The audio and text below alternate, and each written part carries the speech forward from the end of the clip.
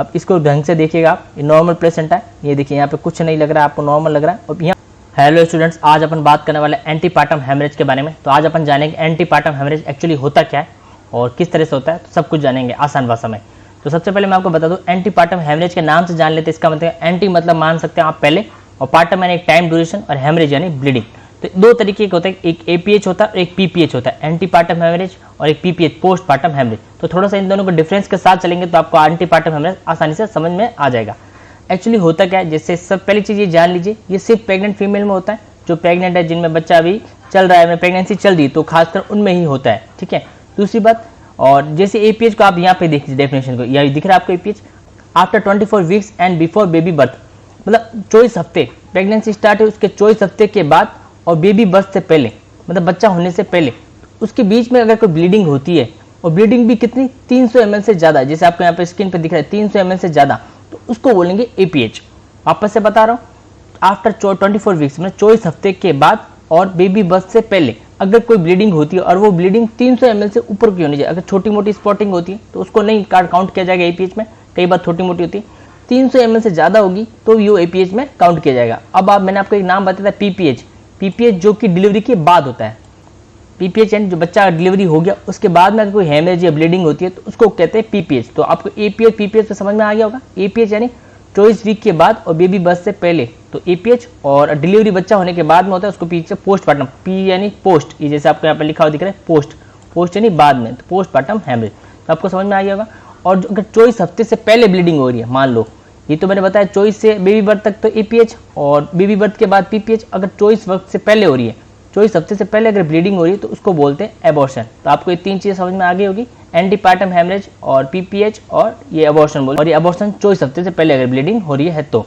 अभी अपना मेन काम है एंटीपार्टम हेमरेज। इसके अंदर होगा 24 वीक से अगर कोई ब्लीडिंग स्टार्ट हो इसके बाद से, और बेबी बर्थ तक, बेबी का बर्थ होने वाला है उससे पहले, अगर बेबी बर्थ हुआ नहीं है तो उससे पहले कोई भी ब्लीडिंग होती है इसके बीच में, तो वो एंटीपार्टम हेमरेज है। और उसमें भी एक कंडीशन है, और ब्लीडिंग 300 ml से ज्यादा होनी चाहिए, तभी ये काउंट किया जाएगा एंटीपार्टम। ठीक है, समझ में आ गया आपको। और ध्यान रखना, और 100 में से 3 से 5% महिलाओं में ये होता है एंटीपार्टम हेमरेज, खासकर जैसे 100 महिला उसमें से 3 से 5 महिलाओं को ये दिक्कत होती है। तो उसके कारण क्या है, तो 4 मुख्य कारण मैंने आज आपको बताने वाला हूँ।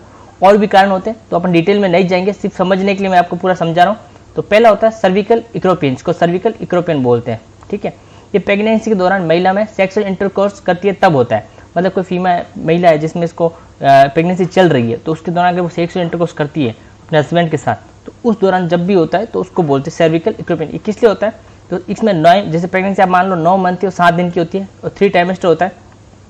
अब क्या होता है, जब जैसे आपको पता ही होगा जो प्रेगनेंसी 3 ट्राइमेस्टर में चलती है, फर्स्ट सेकंड थर्ड, बस जो सेकंड ट्राइमेस्टर होता है इस टाइम क्या सर्विक्स बिल्कुल सॉफ्ट हो जाता है, या सॉफ्ट हो जाता है, सर्विक्स से बिल्कुल सॉफ्ट हो जाता है। तो उसमें कैपिलरीज वगैरह जो ब्लड वेसल्स है वो बिल्कुल सॉफ्ट हो जाती है, तो उसमें ज्यादा होता है ब्लड सप्लाई वगैरह, तो उसमें सर्विस बिल्कुल सॉफ्ट हो जाता है। जब सेक्सुअल इंटरकोर्स होता है, जब सेक्सुअल इंटरकोर्स होता है तो सर्विस क्या डैमेज होता है, इसमें तो कैपिलरी ब्लड वेसल्स वो थोड़ी डैमेज हो जाती है, तो उसके कारण जो भी ब्लीडिंग वगैरह होती है वो आती है सर्विकल इक्रोपियन में। तो ज्यादा नहीं आती, कई बार थोड़ी भी आती है, और कई बार स्पॉटिंग की तरह आती है, जैसे स्पॉटिंग वैसे होती है। तो इस तरह से अगर वो 300 ml से ज्यादा होती है तो उसका कारण मान सकते हैं। तो इसके लिए बहुत ध्यान देना पड़ता है कि ये इसका कारण यही है कि नहीं है, ऐसा नहीं आप गलत इसको समझ रहे हो। तो इस टाइम बहुत ध्यान देना पड़ता है, डॉक्टर को थोड़ी जांच अच्छे से करनी होती है।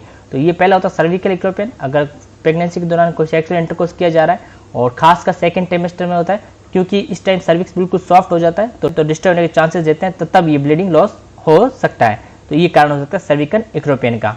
ठीक है, ये बिल्कुल माइनर चांसेस होते हैं, तो इसमें ध्यान देना पड़ता है कि इसी कारण हो रही है या कोई अदर कारण तो नहीं है। और एक और ध्यान चीज बताऊं, जब महिला फर्स्ट टाइम आती है, जब फर्स्ट टाइम जिसको बेबी कंसीव हो जाता है, प्रेगनेंसी स्टार्ट होती है, तो सबसे पहले उनको सुझाव भी दिया जाता है, जैसे बहुत सारी चीजें बताई जाती है, ऐसा नहीं करना है, ऐसा करना है। तो उसमें ये चीज बताई जाती है कि आपको सेक्सुअल इंटरकोर्स से अवॉइड करना है, तो कभी भी कोई कर लेता है तो इस कारण ये दिक्कत होती है। दूसरा था वेजिनल इन्फेक्शन।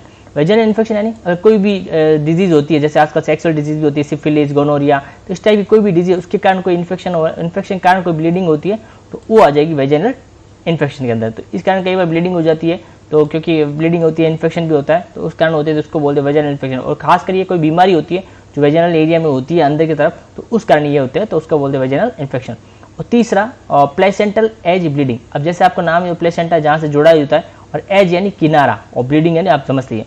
तो जैसे आपको दिख रहा है ये यूट्रस है, ये यूट्रस है, और इसको आप मान लो बेबी, और ये आपकी प्लेसेंटल अटैच हुई है, इम्प्लांट जहाँ से हुई है। अभी खासकर सेकंड ट्राइमेस्टर में होता है, जहाँ से 4 से 5 और छठे महीने के बीच में होता है। इस टाइम क्या यूट्रस ग्रोथ करता है, यूट्रस ग्रोथ करता है। तो जैसे कि यूट्रस ग्रोथ करता है तो उसके जो प्लेसेंटा है, यहाँ पे इसके कॉर्नर के एजेस होते हैं, जहाँ पे ये एजेस मान लो ब्लड कैपिलरीज होती है वो, और टाइनी वेसल्स होती है छोटी छोटी। तो ये जैसे जैसे बड़ा होता है यूट्रस, बड़ा होता है, ये ऐसे बड़ा होता रहता है जैसे, और कम से कम 4 से 5 और छठे महीने में होता है ये बड़ा होता है। तो इसके जो कॉर्नर के एजेस है ये खुलने लगते हैं, जैसे टीयर, जैसे कोई फट रहे हो जैसे, तो उस तरह से होता है। तब ये ब्लीडिंग कॉज होती है, तो ब्लीडिंग सीधा यहाँ से आपको वेजिना के थ्रू बाहर आती है। तो ये कब होता है, 4 से 5 और छठे महीने का होता है। और यूट्रस की ग्रोथ होती है उस वक्त, क्योंकि यूट्रस की ग्रोथ होती है तो जैसे होता है। खासकर मान लीजिए बलून है, ये बलून आप सरफेस पे रखा हुआ है इस तरह से, ये मान लो आपने बलून सरफेस रखा है। अब इसमें हवा फ्लोगे तो क्या होता है, ये ऊपर का भाग ऊपर उठेगा और ये किनारे ऊपर उठेंगे, ये वाला टच आ रहेगा ये वाला, तो ये क्या होता है, किनारे छोड़ता है। तो सेम उसी तरह होता है यूट्रस में, जैसे यूट्रस बड़ा होता है इसी किनारे क्या निकलने लग जाते हैं थोड़े थोड़े। तो जैसे जैसे निकलने लग जाते हैं तो यहाँ से ब्लीडिंग होती है, जो कि बाहर निकलती है वेजिना के थ्रू। ध्यान रखिएगा, प्लेसेंटल एज ब्लीडिंग क्या है, जैसे यूट्रस ग्रोथ करता है 4 से 5 और छठे महीने में, तो प्लेसेंटल है वहाँ से कॉर्नर से रप्चर या थोड़ी थोड़ी टीयर होने लग जाती है, उसके कारण ब्लीडिंग होती है। और इसको बोलते हैं प्लेसेंटल एज। नाम से याद रखिए, प्लेसेंटा एज यानी किनारा, और ब्लीडिंग होती है। और कब होता है, यूट्रस बड़ा होता है तब। अब अपन आ जाते हैं मेन, प्लेसेंटा प्रीविया और प्लेसेंटा एब्रप्टो। ये खास मेन है। और जब जो भी एपीएच होता है इसके 70% कॉज या कारण होता है वो ये दोनों होते हैं। 70%, पहले वाले 30% जो मैंने ऊपर के सब बताए ये 30% हो सकते हैं। ये जो मैंने बाकी कारण बताए ये सिर्फ 30% होंगे तीनों, और 70% ये दोनों हो सकते हैं। ये वाले 70% दोनों होंगे ये दोनों। तो प्लेसेंटा प्रीविया क्या होता है, इनको अपन डिटेल में भी पढ़ सकते हैं। तो अभी मैं आपको डिटेल में नहीं पढ़ा रहा हूँ, इसको मैं आपको सिर्फ बता रहा हूँ एक्चुअली होते क्या, और नेक्स्ट वीडियो में या फिर अगले टॉपिक में इनको अलग से डिटेल में अपन पढ़ेंगे। तो प्लेसेंटा प्रीविया और प्लेसेंटा एब्रप्टो 70% चांसेस होते हैं ईपीएच के कारण यही होते हैं।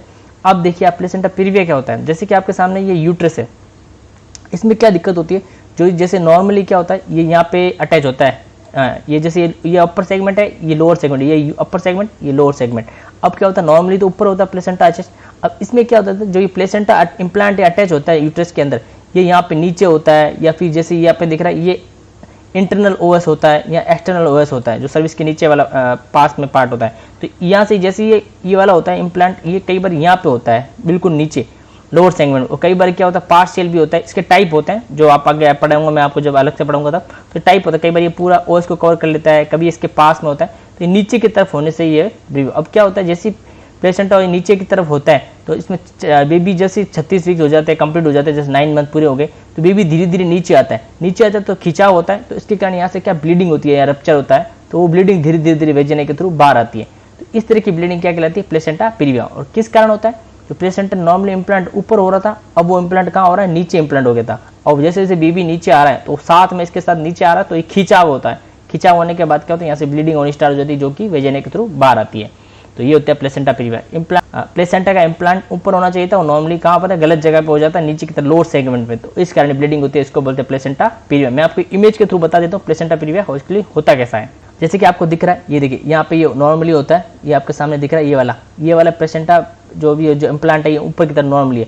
अब ये करेक्ट पोजीशन है प्लेसेंटा की। अब प्रीविया में क्या हो रहा है, ये देखिए बेबी तो ऊपर है, और ये जैसे ये देखिए पास में जहाँ से एक्सटर्नल इंटरनल ओएस था वहाँ पे ये जाके अटैच है कोने के अंदर। ये पार्शियल भी है और कई बार ऐसे टाइप में होता है। तो यहाँ पे ये नॉर्मल है, ये दिख रहा है आपको, और यहाँ पे ये अब नॉर्मल है, जिसको अपन कंडीशन को बोलते हैं प्लेसेंटा प्रीविया। ये होता है इस कारण। तो ध्यान से आपने इमेज देख लीजिए, ये नॉर्मल है जहाँ से ऊपर की तरफ है, और यहाँ जब ये प्लेसेंटा इम्प्लांट नीचे की तरफ हो जाती है, जो बाहर का सर्विस का रास्ता है वहाँ पे हो जाती है, तो इसको बोलते हैं प्लेसेंटा प्रीविया। अब अपन बात करते हैं प्लेसेंटा एब्रप्टो। तो प्लेसेंटा एब्रप्टो इसमें जैसे आप बता लिखा है, placenta detach before birth of the baby from decidua.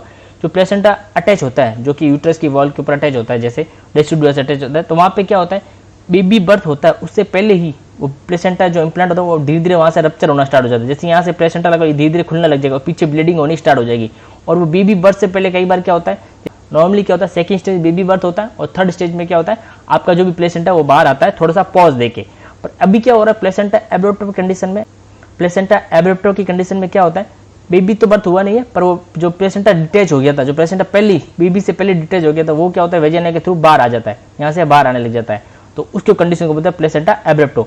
तो इसमें क्या होता है, ब्लीडिंग होती है, जैसे प्लेसेंटा डिटैच हो जाता है, यहाँ से अपनी जगह से छोड़ जाता है, तो इससे क्या पीछे की तरफ ब्लीडिंग होती है, वो ब्लीडिंग फिर वेजिना के थ्रू यहाँ से बाहर आने लग जाती है। तो उसको फिर ब्लीडिंग को काउंट किया जाता है। जैसे 300 ml से ज़्यादा ब्लीडिंग है तो उसको काउंट किया जाएगा एंटीपार्टम हेमरेज में। तो ध्यान रखिए, प्लेसेंटा एब्रप्टो क्या होता है, बेबी बर्थ से पहले जो प्लेसेंटा वो डिटैच हो जाती है यूट्रस वॉल से, और वहाँ से डिटैच होने से क्या ब्लीडिंग होती है, वो ब्लीडिंग कॉज क्या करती है, वो ब्लीडिंग कॉज करती है एंटीपार्टम हेमरेज। तो ये होता है प्लेसेंटा। मैं आपको इमेज दिखा देता हूँ एक्चुअली ये होता कैसा, दिखता कैसा। ये देखिए, आपको ये दिख रहा है, ये यहाँ पे प्लेसेंटा जो ये वाली ये दिख रही है, ये बीच में ये ब्लीडिंग है, यहाँ पे ब्लड है। ये प्लेसेंटा थी जो यहाँ पे इम्प्लांट थी। अब ये क्या है, जैसे डिटैच होगी, बेबी बर्थ नहीं हुआ उससे पहले डिटैच, अब यहाँ से ब्लीडिंग हो रही है। अब ब्लीडिंग क्या होती है, धीरे धीरे प्लेसेंटा सेपरेट होने के बाद ब्लीडिंग नीचे आके यहाँ पे आ जाती है, और प्लेसेंटा ब्लीडिंग धीरे धीरे नीचे आके फिर यहाँ बाहर निकलने लग जाती है। ये देखिए यहाँ से निकलने लग जाती है। तो इस कंडीशन को बोलते हैं प्लेसेंटा एब्रेप्टो।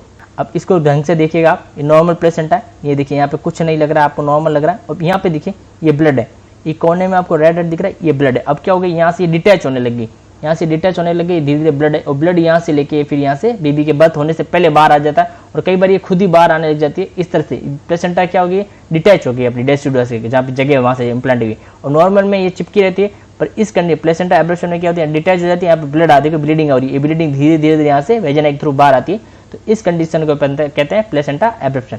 तो आज के लिए यही था। बाकी इस चैनल पे अभी नए नए वीडियोस आते रहेंगे, जैसे कि आपके थर्ड ईयर जीएनएम के एग्जाम स्टार्ट होने वाले हैं, तो उसके लिए उससे रिलेटेड और भी वीडियोस आपके लिए आते रहेंगे। बाकी आप इस चैनल पे नए हैं तो लाइक करें, शेयर करें, सब्सक्राइब करें, और वीडियो को अंत तक देखने के लिए बहुत बहुत धन्यवाद।